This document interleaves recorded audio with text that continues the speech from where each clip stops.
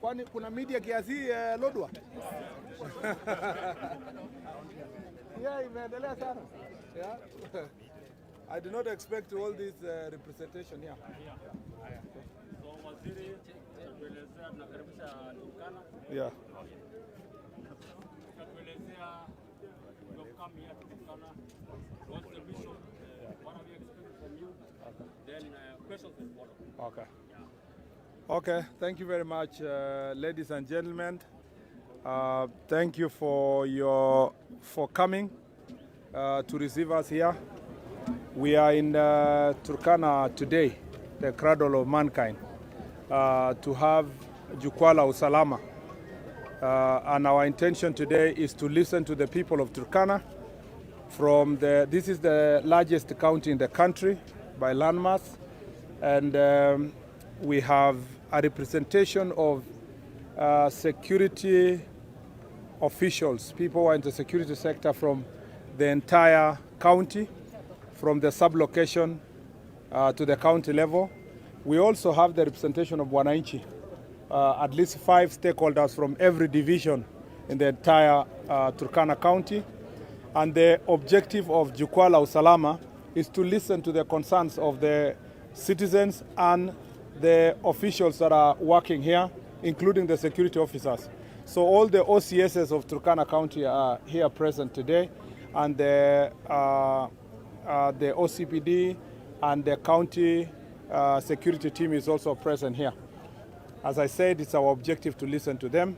And I have had a security meeting here with the regional and county security team, and I have a fairly some good brief about the main challenges of this area. As it is known in the entire republic, the first challenge we have here is the issue of banditry. Keyo Valley has always witnessed a serious problem of banditry, and Turkana is in a unique position where it is facing problems of banditry locally, but also facing it internationally, in the sense that the pastoral communities we border in South Sudan, in Uganda, in Ethiopia, also a challenge to the Turkana people. So we have international challenge and the local challenge. On the part of the local, there has been relative peace in the Kerio Valley region based on the previous operations, Operation Maliza Walivu, but we haven't really completely finished the work that we need to do. We still have pockets of challenges in different places. Part of it is contributed by the strength of the police officers that we have here, the proper organization of the NPR that we need to organize. There's also, we'll be listening to the citizens on the areas where we need to increase NPR presence. But this meeting also is happening at the backdrop or background of IG is working on the reform of the NPR to see how we can make it more seamless in terms of their welfare, but also in terms of accountability through the OCS, so that you don't have NPR having guns, but also harming the citizens. They must know that they are officers of national government. So on the Kerio Valley part, and then there was, as you very well know, His Excellency the President, when he came to office, ordered that we need to restore the schools that had been closed because of banditry. And a few schools in West Pokot County are yet to be completely restored, and a number of schools in Turkana South and Turkana East. As you may have seen, we have about 4 or 5 schools that are yet to be reconstructed. In this financial year, some resources have been given, and we believe that soon KDF will be given the amount so that they can work on those schools and restore them this financial year so that we close this matter. On the question of international, the second problem that we have in Turkana is the problem with neighboring countries. The challenges with the Tobosas in the part of South Sudan, the Dasnach in Ethiopia, and the Karamojang and other communities in the part of Uganda. Again, this is a challenge we are facing. We need to ask ourselves how we can work together, possibly have a multi-agency team that is going to be stationed in the key entry points to our country. For example, the police and the citizens have just been left to through NPR and other mechanisms to take care of Todonyang. It may be necessary now to have a multi-agency approach where the KDF, Kenya Defense Forces, will also come into presence to bolster the strength that we have there. We must do more around Nadabal, Kibish, and all the way to our border to Uganda. And again, we want to see how best we can work together with the NPR in those parts of the country, maybe train them better, remunerate them better, give them better uniform and give them better equipment so that they can work together with the security forces. Because of also this border to international border, we have challenges related to immigration or migration rather. We still have aliens, illegal immigrants that are coming through. We have porous borders that are facilitating trafficking in persons. And you will find that because of the operation that is going on in Marsabit, Turkana has become a weak point for some of these aliens to come through as they find their way access to Nairobi and all the way to South Africa and beyond. And it's our responsibility now to think through as security officers how then we can bolster also security operations in the area to deal with that. Other than that, other security challenges that we have here is the question of human-wildlife conflict. We have Turkana South Game Reserve. We have the Lake Turkana, where there has been a conflict with the local community together with our KWS and other agencies. We want to see how best we can work together, especially with county government when it comes to the game reserves, so that we can make sure that there is better enforcement but protection of human rights for our people, but at the same time to make sure that criminals are not hiding in these places and end up causing security challenges to the residents of this area. The other issue that we are dealing with, an emerging issue, is illegal mining in some of the parts of Kerio Valley region. And we want to make sure that, and this challenge is between West Pokot and Turkana County, and we want to see that that is sorted. We have also a bigger issue of boundaries. The boundary of Baringo, West Pokot, Turkana is giving us also security challenges. And we want to see how slowly we can work on boundary issues to make sure that our people can live in peace. Other than that, the international boundary is also important for us to safeguard our boundaries with South Sudan, with Ethiopia, with Uganda. And we want to make sure that that discussion is ongoing. It's beyond just this ministry. This is interministerial. We have foreign affairs. We have defense ministry working together to find a lasting solution insofar as boundaries is concerned, especially international boundaries. Lastly, these are just some of the key issues I've just picked, but one of which is to deal also with drugs and substance abuse. Because of these porous borders, you still have characters who are dealing with drug trafficking, and we'll be listening from Nakata today. One of the challenges is that you have very young population of under 18 who have many young people in Turkana, which is a surprise because of there is a lot of disorder that is as a result of drugs and then leads to mental health. And you will find that this is a challenge that is affecting young people, particularly those who are under 18, and we must see how best we work together to deal with this issue. On the last unique issue, which is unique for Turkana and Garissa County, is the question of refugee camp.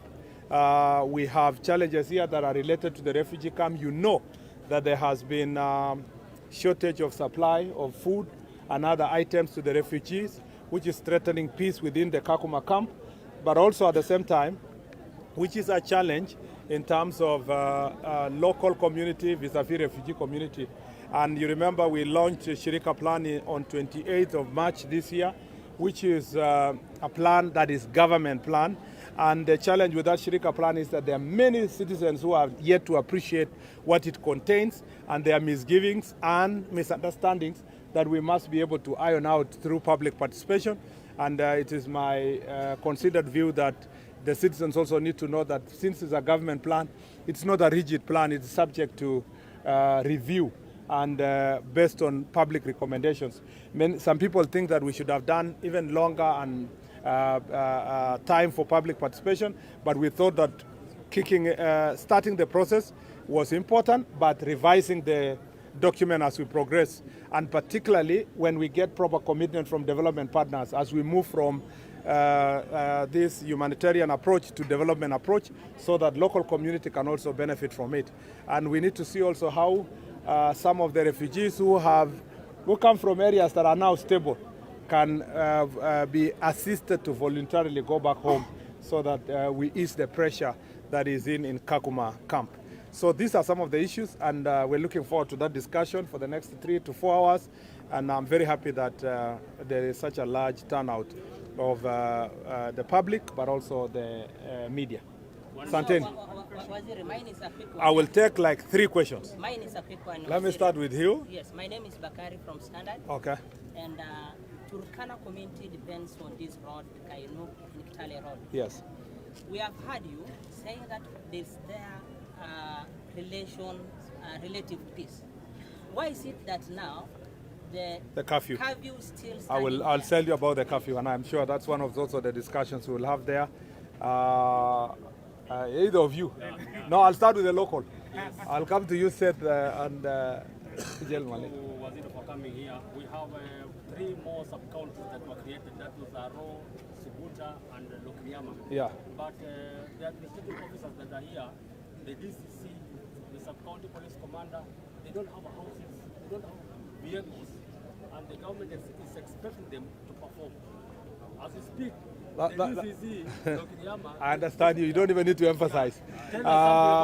Let me say about, and then I'll take the last round. On the question of the road, I have been asked that because of the relative peace, we need to review the curfew, either to lift it or to review the times.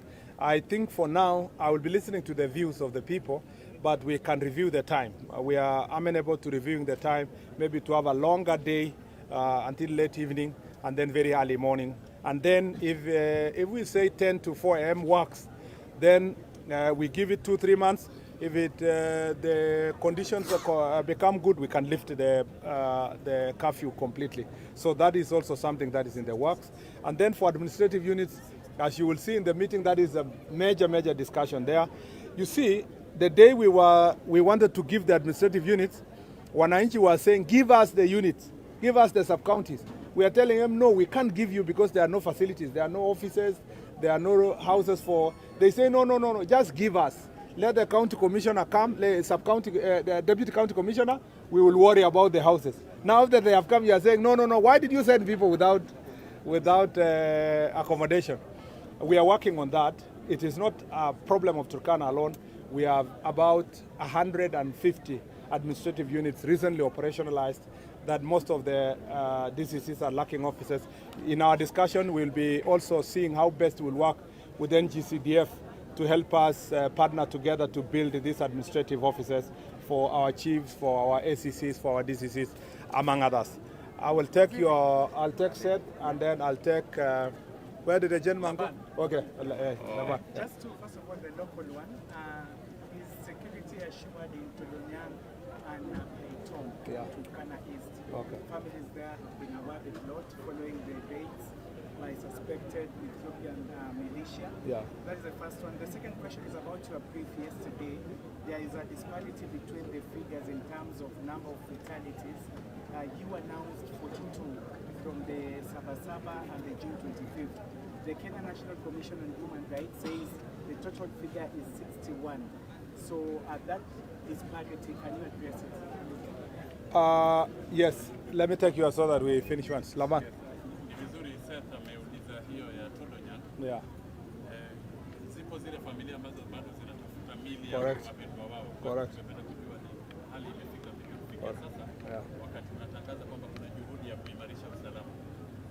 Ya pili ni kwamba Police Reforms Working Group jana wakati ulikuwa unazungumza pia walizungumza wakasema kwamba kuna mili ya Wakenya wengi zaidi ambayo imekwama katika mochari ya hospitali za kibinafsi na kwamba kuna ripoti kwamba Wizara ya Hazina ya Kitaifa inahitajika kutoa shilingi bilioni 1.3 ili kuhakikisha Bilioni 1.3. Yeah.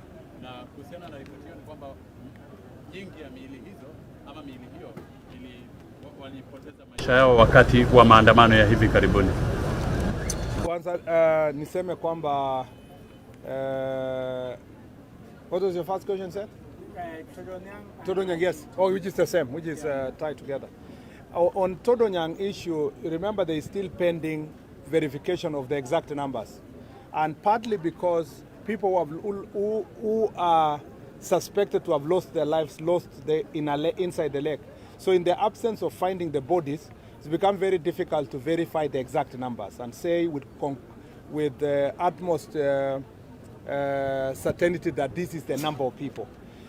Missing persons report indicate that the numbers were higher. But confirmation, in terms of when you want to announce numbers, you can only say they are missing people. You can't say that they died. Because by the legal procedure, you must first verify if those people died. Some reports also indicate that there are some people who are still alive and they are in the other part of Ethiopia and so forth. But I don't know if that can be true for such a long period of time. So what we want to do is to continue working with communities to make sure that they report. In some instances, people don't know. Part of the reasons why there's a disparity in numbers in Todonyang is because not everybody who was in the lake comes from the community in Todonyang there. Some even could have come from all the way from Kitale, some from Lodwar here, some from Kibish. So the issue is that as we continue accounting for the numbers, it's also important for us to improve on the security.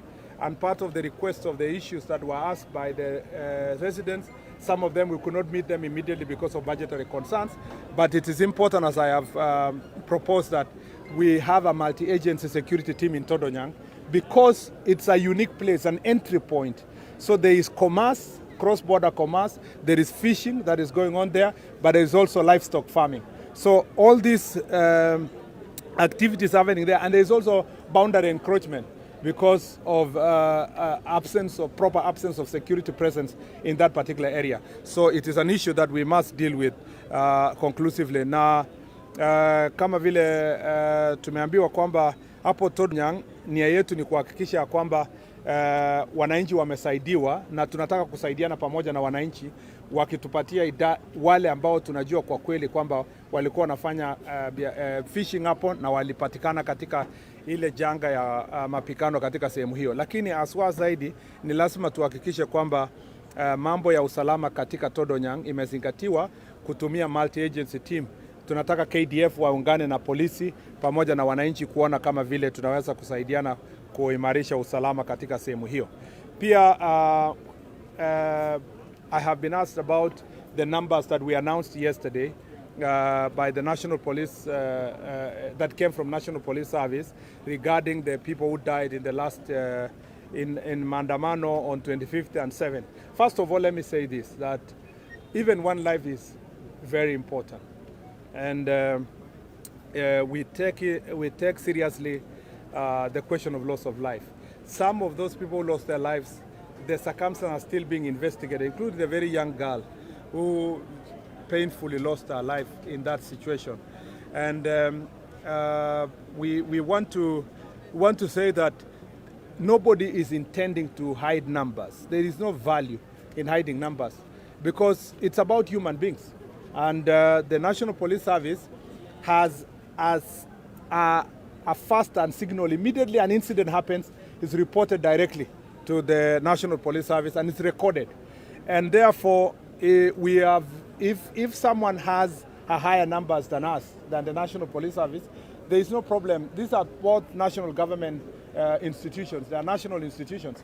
And there is no reason why they cannot meet and work on tallying those numbers for reasons of accountability. So my belief is that we want to see the list that comes from Kenya National Human Rights Commission. Sometimes, these numbers also mix up with people who have died on other situations, either accidents or somebody who has died out of sickness.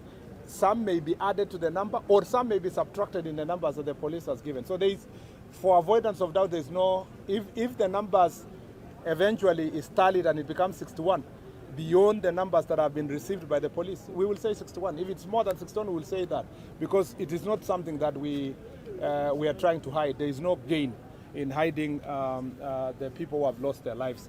And the circumstances under which they lost their lives, as I said yesterday, will be subjected to proper investigations. Thank you. Thank you. Asanteni sana.